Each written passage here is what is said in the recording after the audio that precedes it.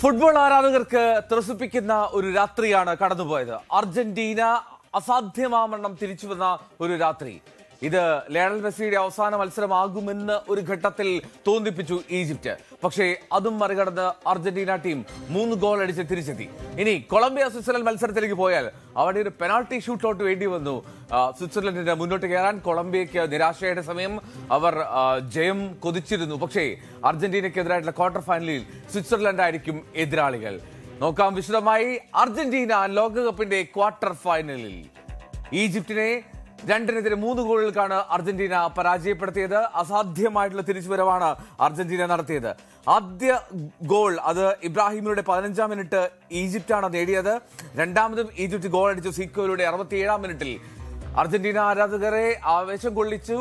അതിനപ്പുറം ആശങ്കയിലാഴ്ത്തുന്ന ഒരു പോരാട്ടമാണ് ആ വേദിയിൽ കണ്ടത്. അറ്റ്ലാന്റയിൽ അക്ഷരാർത്ഥത്തിൽ നിശബ്ദമായി അർജന്റീനയുടെ ആരാധകർ ആ സമയങ്ങളെല്ലാം. ഏറ്റവും ഒടുവിൽ 79-ാം മിനിറ്റിൽ ക്രിസ്ത്യൻ റൊമേറോ അർജന്റീനയ്ക്ക് വേണ്ടി ഒരു ഗോൾ നേടുകയാണ്. പിന്നീട് ലയണൽ മെസ്സി 83-ാം മിനിറ്റിൽ, ഒടുവിൽ ഇഞ്ചുറി ടൈമിൽ എൻസോ ഫെർണാണ്ടസും. ഇതിനിടെ ലയണൽ മെസ്സി എടുത്ത ഒരു പെനാൾട്ടി ഒരിക്കൽ കൂടി നഷ്ടമാകുന്നതും ആരാധകർ കണ്ടു. അങ്ങനെ നിരാശയുടെ മറ്റൊരു ലോകകപ്പ് ആകുമോ ഇത് എന്ന് തോന്നിയപ്പോൾ ലോക ചാമ്പ്യന്മാരുടെ മടങ്ങിവരവ് കണ്ടു ആ അറ്റ്ലാന്റ വേദിയിൽ. അറ്റ്ലാന്റയിൽ അസാധ്യമാവണ്ണം അർജന്റീനയുടെ മടങ്ങിവരവ് ആ ഗോൾ നേട്ടങ്ങൾക്ക് ശേഷം ഉണ്ടായി എന്നുള്ളതാണ് പ്രധാനപ്പെട്ട കാര്യം. അർജന്റീന ഇനി ക്വാർട്ടർ ഫൈനലിൽ കൊളംബിയെ തോൽപ്പിച്ചെത്തുന്ന സ്വിറ്റ്സർലൻഡിനെയാണ് നേരിടാൻ പോകുന്നത്. ഇനി രണ്ടാം മത്സരത്തിലേക്ക് എത്തിയാൽ സ്വിറ്റ്സർലൻഡും കൊളംബിയയും തമ്മിലായിരുന്നു പോരാട്ടം. സ്വിറ്റ്സർലൻഡ് കൊളംബിയ മത്സരം അത് നിശ്ചിത സമയത്ത് അത് ഗോൾ രഹിതമായിരുന്നു. അധിക സമയത്തും അത് ഗോൾ രഹിതമായി തുടർന്നു. ഏറ്റവും ഒടുവിൽ പെനാൾട്ടി ഷൂട്ടൌട്ടിലാണ് കൊളംബിയയ്ക്ക് തോൽവി നേരിടേണ്ടി വന്നത്. 3-4 ഗോളുകൾക്ക് സ്വിറ്റ്സർലൻഡ് കൊളംബിയൻ സംഘത്തെ മറികടന്നു. സ്വിസ് ടീമിന്റെ വിജയാഘോഷമായിരുന്നു പിന്നീടുണ്ടായത്. അങ്ങനെ ലോകകപ്പിലെ ഒരു അർജന്റീന സ്വിറ്റ്സർലൻഡ് ക്വാർട്ടർ ഫൈനലിൽ കളമൊരുക്കി സ്വിസ് ടീം. ഫുട്ബോൾ കമന്റേറ്ററും ഫുട്ബോൾ വിദഗ്ധരുമായിട്ടുള്ള ജോസഫ് ജോർജ് എന്നോടൊപ്പം തത്സമയം ചേരുന്നുണ്ട്. ജോസഫ്, ഒരു അസാധ്യമായ രാത്രിയാണ്, ഉറങ്ങാൻ കഴിയാത്ത ഒരു രാത്രി എന്നൊക്കെ വിശേഷിപ്പിക്കാം അർജന്റീന ആരാധകർക്കെങ്കിലും. എന്താണെങ്കിലും ഈ മത്സരത്തിലേക്ക് എത്തിക്കഴിഞ്ഞാൽ ലോകകപ്പ് നേടിയപ്പോൾ ഖത്തറിൽ പോലും ലയണൽ മെസ്സി ഇത്രമാത്രം വികാരാധീനനായി കണ്ടിട്ടില്ല. ഇത് കരഞ്ഞ് നിലവിളിക്കുന്ന ഒരു മെസ്സിയെ കണ്ടു, അതൊരു പ്രീ ക്വാർട്ടർ ജയത്തിൽ. എന്താണാവോ അതിന് കാരണം? അത് മെസ്സി പോലും ശരിക്കും ഞെട്ടിപ്പോയ ഒരു മത്സരം എന്ന് വേണമെങ്കിൽ പറയാം. സാക്ഷാൽ ലിയോണൽ മെസ്സി വീണ്ടും ഒരു പെനാൽറ്റി പാഴാക്കുന്നു. അവസാനം അടിച്ച 8, അത് അർജന്റീനയ്ക്ക് വേണ്ടി അടിച്ച 8 പെനാൽറ്റി ലോകകപ്പിൽ 4 എണ്ണം പാഴാക്കിയിട്ടുണ്ട് അദ്ദേഹം. അപ്പൊ അങ്ങനെയൊക്കെ നോക്കുമ്പോൾ ഇത്തവണ പുറത്താകലിന്റെ വക്കിൽ നിന്നാണല്ലോ തിരിച്ചുവരവ്. പുറത്തായിരുന്നെങ്കിൽ ലോകകപ്പ് നേടിക്കൊടുത്ത ആ ഇതിഹാസം തന്നെ ലോകകപ്പിൽ നിന്ന് പുറത്താകാൻ കാരണമായി എന്നുള്ള ഒരു ചിന്ത അദ്ദേഹത്തിന്റെ ഉള്ളിൽ തീർച്ചയായിട്ടും പോയിട്ടുണ്ടാവും. നമ്മൾ പതിവ് പോലെ മെസ്സി അത്ര ഒരു ഊർജ്ജസ്വലനായിട്ടല്ല ഇന്ന് കളിക്കളത്തിൽ കണ്ടത്. അത്യാവശ്യം ഒന്ന് പിൻവാങ്ങി കളിക്കുന്ന ഒരല്പം ചിന്തകൾ അലട്ടിക്കൊണ്ടിരുന്ന ഒരു ലിയോണൽ മെസ്സിയാണ് 78-ാം മിനിറ്റ് വരെ കണ്ടത്.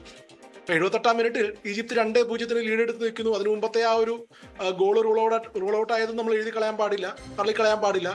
അങ്ങനെയുള്ള ഒരു സാഹചര്യത്തിൽ നിന്നും അദ്ദേഹം ഇൻസ്പയർ ചെയ്തൊരു കംബാക്ക്, ക്രിസ്ത്യൻ റൊമേറോയുടെ ഗോളിനുള്ള ക്രോസ് നൽകിയത് മെസ്സിയാണ്. അതിനുശേഷം മെസ്സി തന്നെ ഈക്വലൈസറും കണ്ടെത്തുന്നു. എൻസോ ഫെർണാണ്ടസിലൂടെ 92-ാം മിനിറ്റിൽ അർജന്റീന വിജയിക്കുമ്പോൾ അത് ശരിക്കും ഒരു വികാരം തള്ളിച്ച് തന്നെ ആവും. അത് ലിയണൽ മെസ്സിക്ക് ആയതുകൊണ്ട് നമ്മൾ അത് ശരിക്കും ഞെട്ടിപ്പോയി. കാരണം ലോകകപ്പ് ജയിച്ച ഒരു താരം ഇങ്ങനെ ഒരു വികാരാധീനനായി അദ്ദേഹത്തിന്റെ ഉള്ളിലുള്ള എല്ലാ വികാരങ്ങളും പ്രകടിപ്പിക്കുന്നു. അതിനുശേഷം ടീം അംഗങ്ങൾ അദ്ദേഹത്തെ എടുത്ത് ആകാശത്തേക്ക് എറിയുന്നതൊക്കെ കാഴ്ച വളരെ രസകരമായി സന്തോഷത്തോടെ അത് കാണാൻ സാധിച്ചു. കാരണം പ്രത്യേകിച്ചും കഴിഞ്ഞ 2 ദിവസങ്ങളിൽ നെയ്മാറും റൊണാൾഡോയും 2 ഇതിഹാസങ്ങൾ ഇവിടെ വാങ്ങുകയാണ് നമ്മൾ കണ്ടത്. അത് തുടർച്ചയായ 3-ാം ദിവസവും ആവർത്തിക്കുമോ എന്നുള്ളൊരു പേടി ഉണ്ടായിരുന്നു. എന്നാൽ അതിനെയൊക്കെ മറികടന്ന് ലിയോണൽ സ്കലോണിയുടെ തന്ത്രങ്ങളും വിജയിച്ചു എന്ന് പറയാം. കളി കൈവിട്ടു പോയപ്പോൾ അദ്ദേഹം തിരിച്ചു പിടിച്ച സബ്സ്റ്റിറ്റ്യൂഷനിലൂടെയാണ്. ഒരു തരത്തിലും അർജന്റീന കളിയിലുണ്ടെന്ന് തോന്നിയിരുന്നില്ല. 78 മിനിറ്റിൽ നല്ല ഭംഗിയായിട്ട് ഈജിപ്ത് ഡിഫെൻഡ് ചെയ്യുന്നു, കൗണ്ടർ അറ്റാക്ക് ചെയ്യുന്നു. അവിടെ നിന്നാണ് ആ തിരിച്ചുവരവും, അതാണ് ആ വികാര തള്ളിച്ചയുടെ കാരണവും.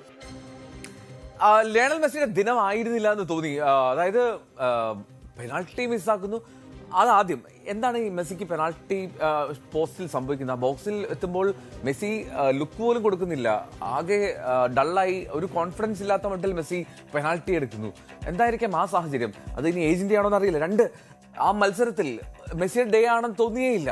പക്ഷേ ഏറ്റവും ഒടുവിൽ പ്ലെയർ ഓഫ് ദ മാച്ചുമായിട്ട് മെസ്സിയാണ് പോകുന്നത്. അല്ല, അതാണ് ഒരു മെസ്സിയുടെ സൂപ്പർ സ്പെഷ്യാലിറ്റിയും. നമ്മൾ മെസ്സിയുടെ ദിനമല്ല എന്ന് തോന്നുന്ന ദിവസവും പ്ലെയർ ഓഫ് ദ മാച്ചുമായി കരകയറാൻ, ടീമിനെ വിജയിപ്പിക്കാൻ ഉള്ള കപ്പാസിറ്റി ഉള്ള പ്ലെയർ എന്ന് പറയുന്നത് തന്നെ അദ്ദേഹത്തിനെ നമ്മൾ വേറൊരു ലിസ്റ്റിൽ, അതായത് രണ്ടുപേര് മാത്രമുള്ള ഒരു ലിസ്റ്റിലേക്ക് എടുത്ത് മാറ്റാനുള്ള കാരണം, അതിലും വേൾഡ് കപ്പ് നേടിയത് ഒരാളേ ഉള്ളൂ. അപ്പോൾ ഒരു വെറുതെ അല്ല ലിയണൽ മെസ്സിനെ നമ്മൾ ഒരു ഇതിഹാസമായി പരിഗണിക്കുന്നത് എന്ന് ഈ മത്സരം കാണിക്കുന്നു. ഒരു മോശം ദിനത്തിലും പെനാൽറ്റി വീണ്ടും പാഴാക്കി, അവിടെ നമ്മൾ ബോഡി ലാംഗ്വേജിനെ കുറിച്ചൊക്കെ പറയുകയാണെങ്കിൽ എല്ലാം വളരെ ലളിതമായിട്ട് ചെയ്യുന്ന ഒരു താരമാണ് ലിയോണൽ മെസ്സി. അദ്ദേഹം പെനാൽറ്റി അടിക്കാൻ വരുമ്പോഴോ അല്ലെങ്കിൽ ഒരു ഷോട്ട് അടിക്കുമ്പോഴോ പന്ത് റിസീവ് ചെയ്യുമ്പോഴോ ഒന്നും അപകടം തോന്നില്ല, പക്ഷെ ഞൊടിയിടയിൽ കാര്യം സാധിക്കും. അപ്പൊ അതേ ഒരു അപ്രോച്ചാണ് പുള്ളി കളിയിലുടനീളം കൊണ്ടുപോയതും. അങ്ങനെ തണുപ്പൻ മട്ടിൽ പോയത് അവസാന നിമിഷം എത്ര തണുപ്പൻ മട്ടിലാണെങ്കിലും, എത്ര ഔട്ട് ഓഫ് ഫോമിലാണെങ്കിലും, എത്ര മോശം ദിനമാണെങ്കിലും ടീമിനെ വിജയിപ്പിക്കാനുള്ള മരുന്നൊക്കെ ലിയോണൽ മെസ്സിയുടെ കയ്യിലുണ്ട്. ഈ മത്സരം തുടങ്ങുമ്പോൾ ജോസഫ് ആരും വിചാരിച്ചില്ല ഇങ്ങനെ ഒരു സ്കോർ കാർഡ്. പ്രത്യേകിച്ചും ഈജിപ്റ്റ്, മുഹമ്മദ് സലാഹ് ഉണ്ട് എന്നുള്ളതൊക്കെ ശരി തന്നെ. പക്ഷേ സലാഹ് സ്കോർ ചെയ്തില്ല. ആ ടീം 2-0 ലീഡ് എടുക്കുകയാണ്. 2-0 ലീഡ് എടുക്കുക എന്ന് മാത്രമല്ല, ഏതാണ്ട് ആ മത്സരത്തിന്റെ ഭൂരിഭാഗം സമയവും അവരുടെ ഒരു സ്കോർ കാർഡിൽ അമ്പരന്ന് നിൽക്കുന്ന അല്ലെങ്കിൽ നിശബ്ദമായി പോകുന്ന ഒരു അർജന്റീന 67 മിനിറ്റുകളാണ് അവർ ആ ലീഡ്, 79 മിനിറ്റിലാണ് ആ ലീഡ് അവർ നിലനിർത്തിയത്. അപ്പോൾ എവിടെയാണ് ഈ ലയണൽ സ്കലോണിക്ക് ഇനി കൂടുതൽ ആലോചിക്കേണ്ടത്? എവിടെയാണ് അർജന്റീനയ്ക്ക് ആ ആദ്യ 79 മിനിറ്റിൽ സംഭവിച്ചത്? എന്താണ് സംഭവിച്ചത്? ലിയോണൽ സ്കലോണി എന്ന മാനേജറെ ശരിക്കും നമുക്ക് മനസ്സിലാക്കാൻ പറ്റുന്നില്ല എന്ന് പലപ്പോഴും തോന്നാറുണ്ട്. അദ്ദേഹത്തെ നമുക്ക് ഒരു ടാക്ടിക്കൽ അനാലിസിസിലൂടെ വിലയിരുത്താൻ പലപ്പോഴും ബുദ്ധിമുട്ടാണ്. ഇന്ന് തന്നെ നോക്കുക, 4 മിഡ്ഫീൽഡർമാരെ കൊണ്ട് കളിപ്പിച്ചതിൽ അതിലൊരു വിങ്ങർ പോലുമില്ല.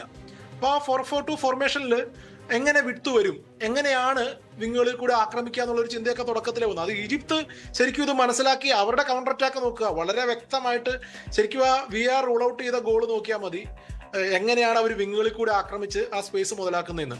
അവിടെ ഞാൻ ആ വിങ്ങിന്റെ കാര്യം എടുത്തു പറയാൻ കാരണം, ആദ്യത്തെ ഒരു 78 മിനിറ്റിൽ നിങ്ങൾ പറഞ്ഞതുപോലെ അവർ ലീഡ് ചെയ്ത് നിൽക്കുന്ന സമയത്ത്, ഈജിപ്ത് 2-0 ലീഡ് ചെയ്ത് നിൽക്കുന്ന സമയത്ത് അർജന്റീനയുടെ ആക്രമണങ്ങൾ ഒരുമാതിരി മിക്കതും കടന്നു പോകുന്നത് ടാഗ്ലിയോഫിക്കോ എന്ന ലെഫ്റ്റ് ബാക്ക് ആണ് ബോക്സിലെത്തി സ്ക്വയർ ചെയ്യുന്നതും അവസരങ്ങൾ സൃഷ്ടിക്കുന്നതുമല്ല. അപ്പോൾ ശരിക്കും ഒരു ആ VR-ന്റെ ആ ഗോള്, അതായത് ആ ഗോൾ റൂൾ ഔട്ട് ചെയ്ത കഴിഞ്ഞപ്പോൾ ഉടൻ തന്നെ സ്കലോണി ഒരു തീരുമാനമെടുത്തു, 2 പേരെ മാറ്റി, ടാഗ്ലിയാഫിക്കോയെയും അതുപോലെ റോഡ്രിഗോ ഡി പോളിനെ. അതായത് റൈറ്റ് വിങ്ങിൽ നിന്ന് ക്രോസ് ചെയ്യുന്ന ആളെയും ലെഫ്റ്റ് വിങ്ങിലൂടെ അറ്റാക്ക് ചെയ്ത് ബോക്സിൽ എത്തുന്ന ആളെയും 2 പേരെയും പിൻവലിച്ചു.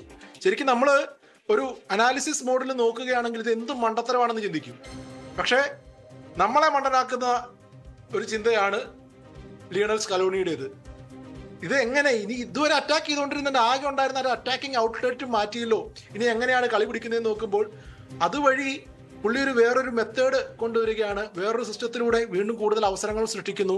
കളി അതിനുശേഷം ഒരു ഗോളോടെ വഴങ്ങി 2-0 ആയതിനു ശേഷമാണ് ഔദ്യോഗികമായി 2-0 ആയത്. എന്നാലും ആ മാറ്റങ്ങളും അതിനുശേഷമുള്ള മാറ്റങ്ങളും ഒക്കെ ഫലിച്ചു. ശരിക്കും പറഞ്ഞാൽ തുടക്കത്തിലെ ആ ഒരു ലൈനപ്പിലെ പോരായ്മകൾ അദ്ദേഹം എതിരാളികൾ എങ്ങനെ കളിക്കുന്നു എന്ന് മനസ്സിലാക്കി അതിനനുസരിച്ചുള്ള മാറ്റങ്ങൾ വരുത്തി അവസാനം തിരിച്ചു പിടിച്ചു എന്ന് പറയാം. അപ്പോൾ അതിന് ശരിക്കും മാനേജർ കൈയടി അറിയിക്കുന്നു. അത് പറയുമ്പോൾ അതിനോടൊപ്പം പറയാം, റിസൾട്ട് അനുകൂലമല്ലായിരുന്നെങ്കിൽ മുഴുവൻ വിമർശനവും ആദ്യ സ്റ്റാർട്ടിംഗ് ലെവലിൽ തന്നെ ലിയോണൽ സ്കലോണിക്ക് തന്നെ കിട്ടിയാനെ. എന്തായാലും അദ്ദേഹത്തിന്റെ മാറ്റങ്ങൾ ടീമിനെ വിജയിപ്പിച്ചു. Well done. കൂടുതൽ വാർത്തകൾക്ക് News 18 Keralam YouTube channel subscribe ചെയ്യുക.